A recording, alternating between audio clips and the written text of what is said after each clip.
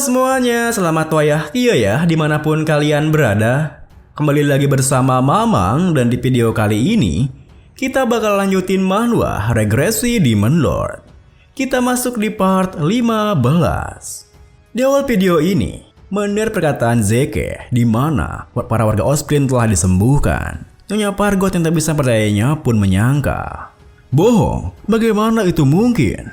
Zeke pun menatapnya membalas, orang-orang yang terinfeksi dengan penyakit yang kau ciptakan. Terdapat sebuah bintik merah di belakang telinga mereka. Aku berasumsi nama penyakit itu adalah Galdurn. Aku menyadarinya setelah melihat orang-orang yang kau manipulasi di desa dekat Osprey. Dan aku menjadi yakin dalam perjalananku ke kastil, para warga Osprey juga memiliki bintik merah yang sama di belakang telinga mereka. Jadi, aku memastikan telah menyembuhkan mereka sebelum kemari. Mendengar semua hal itu, Nyonya Pargot yang masih meragukannya menimpali. Kau bahkan tahu gejala dari Galdurn? Itu mustahil, bahkan jika kau mengetahuinya. Kau perlu jeroan dari seekor Piolsam untuk menciptakan penawarnya, dan mereka itu dikenal sangat langka. Mustahil bagimu untuk membuat itu cukup untuk menyembuhkan semua warga Osprey. Sembari mengorek kupingnya, Zeke berkata, Piolsam? Apaan tuh? Aku menggunakan Hulchum. Kau nggak tahu itu kan? Itu loh, tanaman obat berwarna ungu yang tumbuh di pinggir jalan di semua tempat. Ya, itu hanya rumput liar sih sebenarnya. Sulit sama sekali untuk menyembuhkan semua orang berkat itu. Penawar ini sebenarnya mudah untuk dibuat. Tentu saja, meski Zeke sudah menjelaskan semua hal itu, Nyonya Pargot masih merasa penjelasannya tidak masuk akal baginya. Kau membuah? Apa kau mau bilang bahwa penyakit yang kau ciptakan bisa disembuhkan dengan mudah hanya rumput liar yang tumbuh di pinggir jalan? Zeke pun tersenyum percaya diri menekankan, ya itulah seberapa menyedihkannya kemampuanmu itu.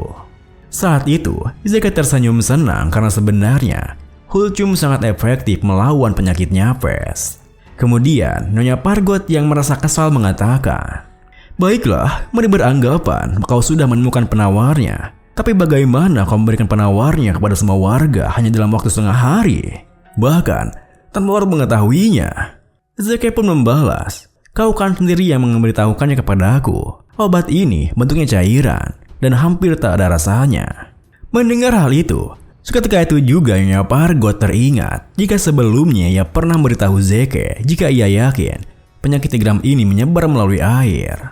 Bersama Nyonya Pargot yang mengingat hal itu, Zeke tersenyum melanjutkan, aku mencampur penawarnya ke dalam sumur-sumur. Aku memberitahu orang-orang tentang penyakit yang kau sebarkan dan membuat penawarnya sebelum meninggalkan Kastil Lord. Aku memeriksanya untuk memastikan bahwa orang-orang yang meminum penawarnya tak memiliki bintik merah lagi. Jadi aku berasumsi semua orang sudah sembuh sekarang. Ya, aku tak bisa menjamin bahwa semua orang di Osprey telah disembuhkan.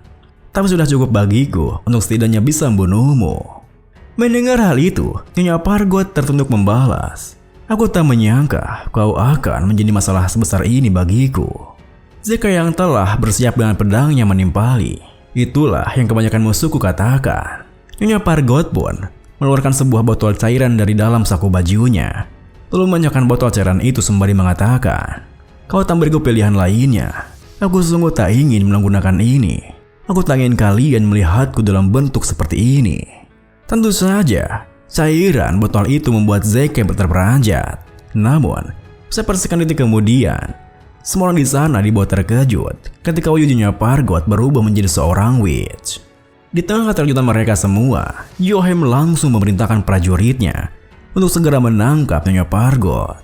Seketika itu juga, dua orang prajurit bawahannya bergerak yang langsung disambut oleh tentakel Nyonya Pargot. Tentunya prajurit terdepan bisa dengan mudah memotong tentakelnya. Bahkan ia berkata, witch sepertimu bukanlah tandinganku. Namun, tepat setelah ia mengatakan itu, tiba-tiba saja prajuritnya terjatuh amruh yang membuatnya Pargot menertawakannya. Yang satu ini dibuat secara khusus. Bintik-bintik merah akan segera menutupi wajahmu dan kau akan mulai muntah darah. Mendengar hal itu, seketika itu juga Zeke menyadari jika mereka terkena darahnya Pargot, maka mereka akan langsung terinfeksi. Dengan begitu, Zeke berteriak, Tuan Yohem, kita harus segera mengevakuasi prajurit biasa. Hans, Snotch, evakuasi orang-orang yang berada dalam kastil. Mendengar teriakan Zeke, seketika itu juga Johem teringat dengan ayah dan kakaknya. Meski begitu, karena keadaan yang sangat genting, Johem berteriak, "Evakuasi para tentara dan pastikan para Knag yang melakukannya tidak menyentuh dengan darahnya saat bertarung melawannya. Aku akan menyerahkan sisanya kepada Anda, Tuan Zeke." Setelah menanyakan hal itu, Johem pun membantu evakuasi para prajuritnya, meninggalkan Zeke di sana sendirian. Kini, setelah kepergian mereka semua, Nyonya Parut menatap Zeke berkata, "Oh wow, apa kau sekarang akan bertarung melawanku?" Bersama dengan perkataannya, Nyonya Parut menyerang Zeke menggunakan tentakelnya, yang membuat Zeke hanya bisa menangkis dan menghindarinya sembari berpikir, sungguh menyebalkan, seorang Meg akan sempurna untuk lawan seperti ini. Kemudian, saat Zeke menghindari semua serangannya, Nyonya Pargot mengatakan, Fuh. Setelah kau pikir-pikir, kau cukup hebat sebagai pendamping, terlepas dari kepribadianmu. Sebagai balasannya, aku akan membuat ini sedikit lebih menyenangkan untukmu." Tepat setelah mengatakan itu, Nyonya Pargot melukai tentakelnya sendiri, lalu menyebarkan darahnya ke sekitarnya. Tentu saja, tingkahnya itu membuat Zeke merasa kesal, karena Nyonya Pargot melakukan segala macam cara untuk menumbangkannya. Meskipun begitu, Zeke langsung menayangkan pedangnya untuk menghalau darah yang mengarah kepadanya. Lalu, bersamaan dengan Nyonya Pargot yang merasa geram, Zeke menatapnya dengan tajam sembari berpikir, "Aku akan terinfeksi dengan penyakit yang tidak diketahui jika darahnya menyentuhku. Jika aku menyerang dia dengan pedangku, darahnya pasti menyembur dan mengenaiku. Bahkan jika aku memotong lengan atau anggota tubuhnya yang lain, mereka hanya akan bergenerasi. Sungguh, musuh yang sulit untuk dihadapi. Kalau begitu, aku akan membakar bagian yang belum bergenerasi sepenuhnya." Dengan pikiran seperti itu, Zeke dengan cepat menerjangnya, lalu menusukkan pedangnya yang telah diselimuti oleh api dengan sebuah teknik. Tentu saja, pedang Zeke yang menusuk bahunya membuat Nyonya Pargot berteriak kesakitan. Kemudian, bersamaan dengan lengan kanannya yang jatuh terpotong, Zeke tersenyum mengatakan, "Bagaimana rasanya, Nyonya? Bagaimana rasanya lukamu yang dibakar itu?" Saat itu, Nyonya Pargot menggertakkan giginya, di mana ia menahan sakitnya sembari berpikir, "Yah, kenapa tubuhku tidak bergenerasi?" Tepat setelah berpikir seperti itu, Nyonya Pargot menyerang Zeke dengan lengan kirinya, yang membuat Zeke melompat menjaga jarak dengannya. Seketika itu juga, Nyonya Pargot yang merasa terpojok dan tak ingin mati di sana, langsung melompat melalui jendela. Tentu saja, Zeke pun langsung mengejarnya sembari berteriak, "Jangan pikir kau bisa lari! Awas saja kau!" Di tengah pengejarannya, Zeke berpikir, mungkin bertarung di luar itu akan lebih baik. Kalau begitu baguslah dia kabur. Tapi, aku tak bisa membiarkan dia keluar dari wilayah Lord. Aku harus meminimalisir dampak kepada para warga sebanyak yang aku bisa. Demon King Zeke Moore di masa lampau mungkin akan tertawa terguling-guling di kuburannya. Ya, bukan berarti itu penting sih. Saat kemudian, Nyonya Pargot yang panik setengah mati terus saja mengumpat ke soal dilarinya, yang membuat Zeke di belakangnya mengatakan, "Akhirnya, kau menunjukkan sifat aslimu. Mendengarkanmu yang berpura-pura sopan itu sungguh menyebalkan tahu." Saat kemudian, Nyonya Pargot dibuat kebingungan karena tak ada lagi jalan lain di depannya selain tebing yang mengarah ke jurang. Di tengah kebingungannya, Zeke yang tiba di belakangnya mengatakan, "Sudah cukup main umpet-umpetnya ya kan?" Mendengar hal itu, Nyonya Pargot yang tak tahu harus berbuat apa, berbalik ke natapnya di belakang. Namun di saat ia berbalik, Zeke langsung bersiap dengan pedangnya, yang membuat Nyonya Pargot semakin panik. "Tunggu, Tuan Zeke, mari kita bernegosiasi." Sayangnya, sebelum ia bisa menyelesaikan kalimatnya, tiba-tiba saja ada sebuah serangan yang langsung menusuk tubuhnya, bahkan bakarnya seketika itu juga. Tentu saja, serangan itu membuat Zeke terkejut, karena serangan tersebut bukan ia yang melakukannya. Zeke pun mengecek keadaan Nyonya Pargot sembari berpikir, serangan api apa itu tadi? Dia langsung mati di tempat, ada orang di belakangku. Apa dia pelakunya? Siapa dia? Ternyata, tak jauh di belakangnya, ada seorang wanita berambut putih yang kini berbalik menatapnya. Kemudian, melihat tubuh Nyonya Pargot yang terbakar hingga menjadi abu, Zeke yang merasa penasaran. Apa itu karena sebuah magic bertanya pada wanita itu, "Siapa kau? Apa kau seorang Meg dari keluarga Dracul?" Mendengar pertanyaan Zeke, wanita itu pun mendekat ke arahnya, lalu membuka tudung kepalanya, menunjukkan wajahnya yang begitu cantik dengan mata merahnya. Tentu saja, wajah cantiknya membuat Zeke tak bisa memalingkan pandangannya. Namun di saat Zeke terpesona dengan kecantikannya, tiba-tiba saja wanita itu berkata, "Zeke Stillwell, apa itu adalah kau?" Tentu saja, pertanyaannya sontak membuat Zeke terkejut kebingungan. Kau mengenalku?" Seketika itu juga, Zeke mengingat-ingat apa ia pernah melihat wanita itu di Castle Lord sebelumnya. Karena ia tak mungkin melupakan wajah seperti itu. Di saat Zeke mengingat-ingat hal tersebut, wanita itu mengatakan, "Lupakan saja, kau bukanlah Zeke Stillwell." Zeke yang merasa jika atmosfer di sekitar wanita itu berubah bertanya, "Hei, kupikir kau mengenalku." Namun, alih-alih menjawabnya, wanita itu malah menyebutkan nama Zeke Moore, sembari menatap Zeke dengan tajam. Mendengar nama itu, yang merupakan nama dirinya ketika menjadi Demon Lord, Zeke yang terperanjat pun langsung menerjang menyerangnya. Namun serangannya langsung ditahan oleh Magic Barrier, yang buat Zeke kembali terpental ke belakang. Lalu sembari menggangkit kembali, Zeke berpikir, bagaimana dia tahu namaku sebagai Demon King?